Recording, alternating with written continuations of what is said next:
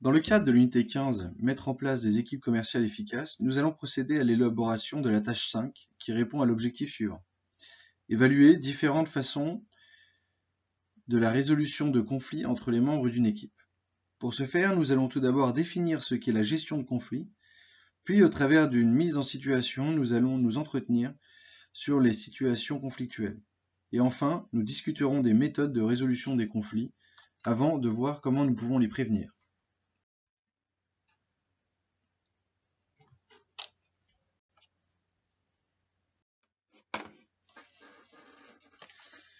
Dans le contexte de l'entreprise et des organisations, le conflit peut être défini comme étant une opposition entre plusieurs acteurs en relation les uns avec les autres, née de l'existence d'intérêts antagonistes. Dans le cas d'une équipe sur un point de vente, il s'agit finalement d'un désaccord d'un ou plusieurs collaborateurs avec la nouvelle stratégie organisationnelle mise en place, que ce soit en partie ou totalement. Par exemple, sur les valeurs, sur les méthodes, sur les nouveaux rôles de chacun. Ce genre de comportement peut être engendré par plusieurs sources. D'une part, les conflits peuvent provenir d'un désaccord organisationnel. Plus précisément, sur la répartition des tâches, les méthodes et processus de travail, les conditions de travail, la subordination, les ressources mises à disposition et la mauvaise circulation de l'information à cause d'anomalies du système d'information. D'autre part, les conflits peuvent aussi avoir pour source le pouvoir, lorsque les objectifs ou les statuts ne sont pas cohérents, par exemple, avec les ambitions personnelles et les besoins individuels de chacun. Cela se produit lorsqu'un membre est conditionné pour servir ses intérêts individuels. Ensuite, on dénombre comme source de pouvoir la source relationnelle. Les sources relationnelles qui peuvent avoir comme cause les différences d'âge, les différences d'origine, mais aussi l'incompréhension due à ces mêmes facteurs, les différences d'interprétation qui peuvent mener à une mauvaise entente au sein d'une équipe. La mise en œuvre du management peut aussi générer des conflits si les méthodes mises en œuvre ne sont pas impartiales, si la reconnaissance par exemple n'est pas suffisante. De même, la communication, si elle n'est pas suffisante, peut entraîner des réactions dues au manque d'informations à l'égard d'une tâche ou d'un objectif, comme aussi au manque de moyens alloués. De plus, les comportements des individus entre eux peuvent être générateurs de conflits, notamment si l'un des membres d'une équipe n'est pas autonome dans ses missions, ou si son manque de compétences alourdit le travail de ses pairs. Dans l'entreprise, de nombreuses situations sont donc propices à la naissance de conflits. Ils sont parfois même inévitables, surtout dans le contexte actuel des marchés qui contraint les organisations à se transformer pour s'adapter, et ces transformations bousculent les habitudes des individus et les mènent sur des terrains inconnus, ce qui provoque des résistances, surtout si la communication et le management ne permettent pas une compréhension suffisante des démarches entreprises et ne rassure pas les collaborateurs sur l'avenir, sur la vision de l'avenir, la vision du top management. De plus, le contexte extérieur, social et politique peut être la cause de conflits, notamment en raison des crises du chômage, qui peuvent engendrer des peurs chez les employés. On constate que certaines sources de conflits sont connues du fait de leur récurrence, seulement il peut en exister d'autres. Les sources de conflits génèrent ainsi des réactions chez les individus et des émotions, comme l'angoisse, la frustration, la violence, l'agressivité, la dépression, la dérision et le masque.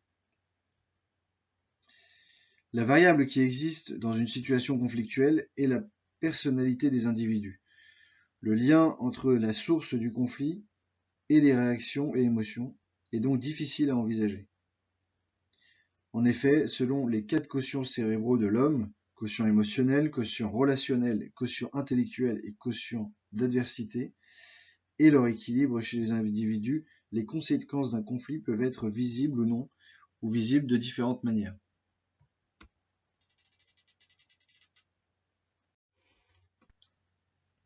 Dans un contexte d'apparition de conflits, le manager en tant que responsable de l'équipe, doit mettre en œuvre ce que l'on appelle communément la gestion des conflits. Il s'agit de canaliser le conflit, de chercher sa source et de mettre en œuvre agilement une stratégie de résolution. Le comportement du manager est primordial dans la résolution des conflits. En effet, le manager est responsable, il ne peut donc pas être neutre. Cependant, il doit ajuster son approche suivant les personnalités qu'il a en face. Le but de la démarche du manager doit être de trouver la meilleure méthode pour régler le conflit et orienter positivement l'énergie déployée. Cette démarche doit systématiquement passer par un diagnostic du conflit. Le manager doit comprendre les tenants et les aboutissants du conflit. Il doit pousser les protagonistes à s'exprimer sur le conflit, sur leurs émotions, en ayant une attitude empathique et en restant concentré sur l'écoute active. Le manager doit aussi, dans sa démarche, passer par la réflexion. Une fois que le conflit est compris, il faut réfléchir à une méthode de résolution conciliante pour les parties prenantes. Cette méthode doit être cohérente avec les aspirations et les besoins des individus. Cependant, elle doit aussi être cohérente avec le projet de l'entreprise, ses valeurs et ses objectifs. De plus, le manager va devoir passer par la phase de construction, de reconstruction. L'application de la méthode doit s'appliquer à reconstruire les liens mis en cause. En effet, une équipe ne peut pas être optimale dans son travail sans les piliers qui doivent exister pour enrichir les interactions comme la confiance et la loyauté. Cette étape nécessite indispensablement l'implication des parties prenantes par la prise d'engagement. Et cette prise d'engagement doit se concrétiser par un suivi. Le manager doit vérifier que les parties prenantes respectent leurs engagements jusqu'à la résolution totale du conflit. L'intervention du manager n'est pas aisée à moins de posséder un talent de résolution des conflits. En effet, il peut être difficile d'être objectif et patient.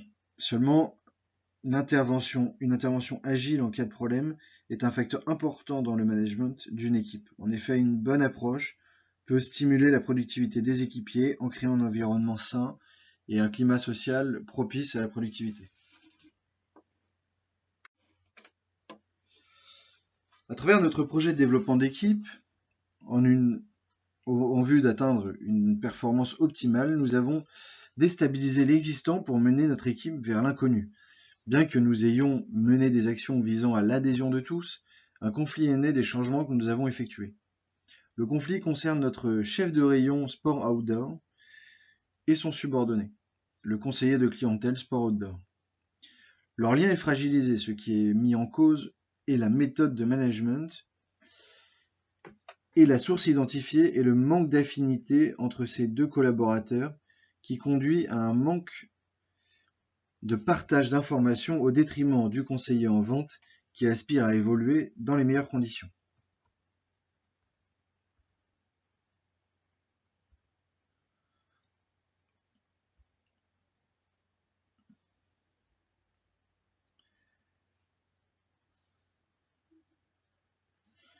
L'audition de ces deux équipiers a révélé pour le conseiller de clientèle que c'est le manque d'informations, donc après sa prise de fonction, et à cela il faut ajouter l'arrivée récente de ce conseiller dans un contexte difficile dans lequel le magasin était en pleine période de transformation. Du côté du chef de rayon, on constate une opposition aux valeurs de l'équipe, une résistance au changement créée par une peur de sortir de sa zone de confort, qui consiste à effectuer ses tâches sans se soucier d'autrui, habitude prise lors du changement de manager et avant l'instauration d'un nouveau cadre de travail. Comportementalement, les réactions sont différentes. Le chef de rayon est dans l'évitement du problème, tandis que le conseiller devient de plus en plus agressif, ce qui est dû au stress provoqué par les conditions dans lesquelles il évolue. Finalement, on comprend que d'un côté, le chef de rayon souhaite à tout prix garder une autonomie complète dans ses tâches, et le conseiller en vente, son subordonné, a besoin d'être accompagné dans ses tâches. Ce conflit entraîne un déséquilibre collectif qui va à l'encontre de notre stratégie et forment une résistance à la création d'une équipe efficace. De plus, les effets de ce conflit ont un impact qualitatif sur le bien-être de l'équipe entière.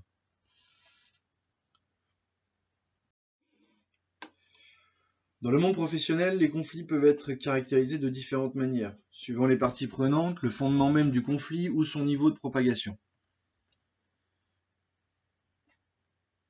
On va donc avoir des conflits qui vont pouvoir être définis de conflits d'intérêt et d'identité, des conflits de pouvoir, des conflits de rivalité, on va aussi avoir des conflits de génération, des conflits mimétiques, des conflits déclarés ou refoulés, donc des conflits idéologiques et aussi des malentendus.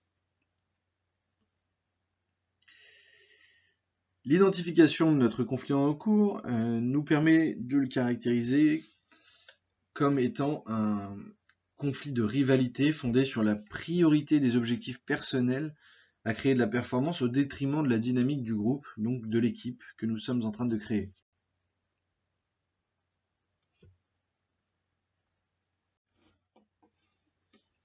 Ainsi, au vu des différents types de conflits, on peut considérer, dans notre cas, être en présence d'un conflit de rivalité de concurrence, car notre chef de rayon s'est positionné à partir de ses intérêts personnels, de valoriser ses compétences, en exécutant son rôle en autonomie, sans susciter l'aide de son subordonné qu'il a identifié comme un adversaire en termes de résultats quantitatifs.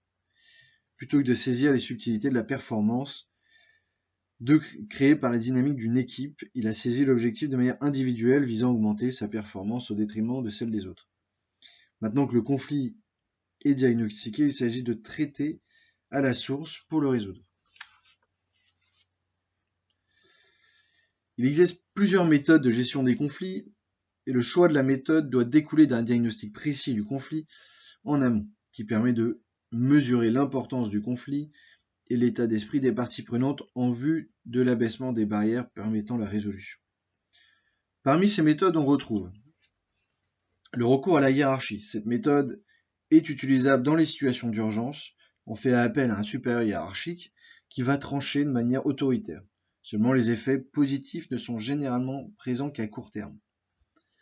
Nous avons aussi l'arbitrage. C'est une procédure dans laquelle chaque partie prenante choisit un arbitre qui va vis-à-vis des faits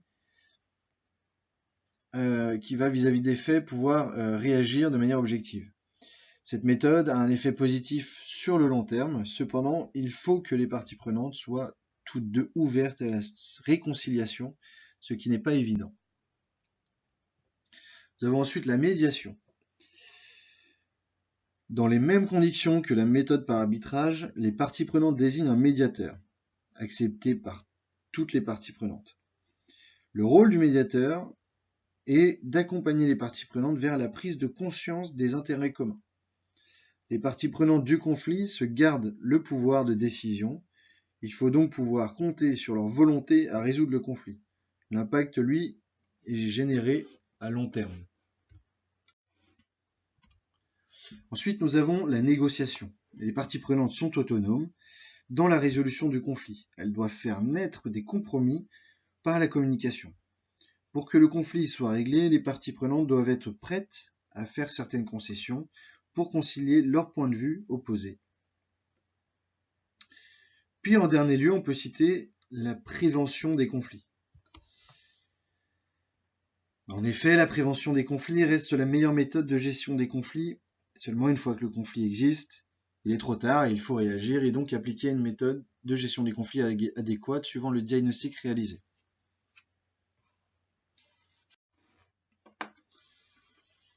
Mon approche se définit à la fois en dépit de la gravité du conflit et aussi pour l'analyse des parties prenantes. On aurait pu croire que la négociation serait la méthode idéale dans une équipe développée, ce qui aurait permis un compromis et la prise d'engagement gagnant-gagnant entre les parties prenantes. Cependant, non seulement l'équipe n'est qu'aux prémices de son développement, et n'est donc pas assez mûre pour que les conflits se règlent en autonomie, et puis les conflits touchent à l'intégrité de notre projet global en allant à l'encontre de la création d'interactions positives et créatrices de performance.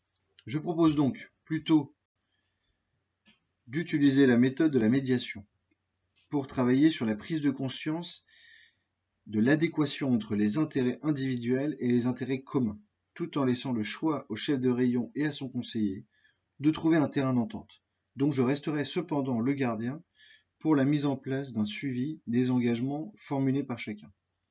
Le suivi sera réalisé à travers un coaching particulièrement présent pour restaurer le lien de confiance entre le chef de rayon et son subordonné et de rendez-vous individuels et collectifs pour s'assurer de l'épanouissement de chacun dans son rôle. Nous allons donc travailler sur la prise de conscience des parties prenantes, réinterpréter les responsabilités de chacun en fonction des intérêts divergents, laisser les parties prenantes donc trouver un terrain d'entente pour s'assurer de leur participation, mettre en place un suivi des engagements pris à l'occasion de l'organisation d'entretiens réguliers, et accompagner la prise d'engagement par le coaching pour s'assurer de l'épanouissement des parties prenantes dans leur rôle, donc s'assurer aussi de leur bagage de compétences dans la création de l'équipe.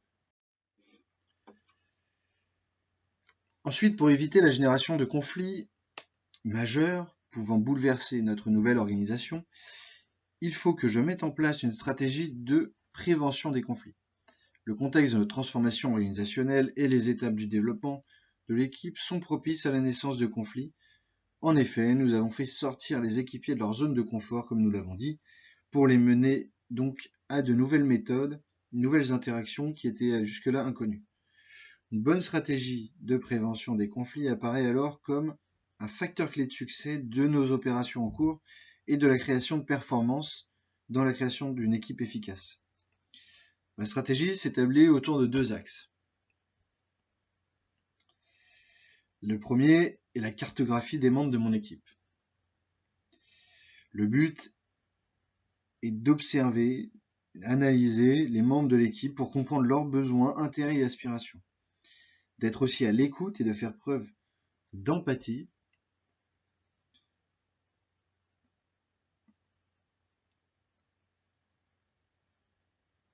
Et d'être en mesure de prévoir les réactions suivant les situations dans lesquelles se trouve le projet et le point de vente.